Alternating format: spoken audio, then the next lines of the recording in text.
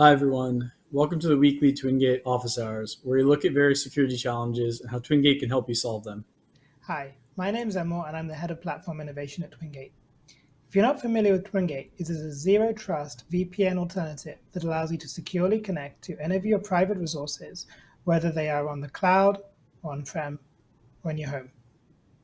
And my name is Shri. I work as a DevOps content manager here at Twingate.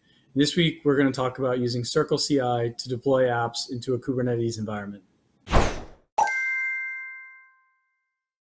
So, Emerald, just to start, do you mind giving us a short explanation of what CircleCI is and why it's so popular? Yeah, so CircleCI is a cloud-based build and deployment tool for automating your testing, building of code bases, etc. It's become very popular along with a lot of other sort of similar tools because it really streamlines the DevOps workflow. Awesome. And so, what happens when you need to deploy to a private environment? Well, that is where it gets a bit tricky. So because CircleCI is in the cloud, by default, it can't reach out to your private resources.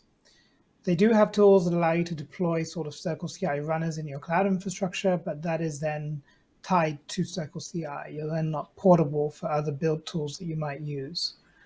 And so what a lot of people end up having to do is either open firewall ports. If you can get access to their source IPs, you can allow them in, or you have to set up some SSH tunneling. Got it. And what are the major problems with SSH tunneling or IP allow listing? Well, with SSH tunneling, it's quite fiddly to set up, and you can't really control it as easily as you think you can. Often, once you're in the bastion, you can sort of access almost anything. So the network admin has to think about additional ways to lock down the lateral possibilities of access. And also rotating keys and access controls is just not so straightforward to do with SSH. Okay. And so, how does Twingate solve these limitations? Well, we have something called service accounts, and service accounts allow you to deploy a Twingate client as a Docker container or as a systemd service. And you can generate a key either via our Terraform module or from our admin panel. And that key provides a way for that service account to log in via Twingate and get access to a limited number of resources that you can control in the admin panel. And this way, you don't need to rely on IP allow listing. So you don't need to know where your source IPs are, and you don't need to be worried about that those source IPs may suddenly change and leave you exposed.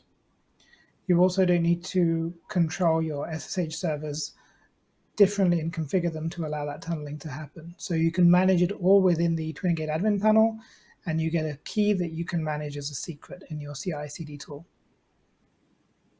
Okay. And does this approach work only with CircleCI?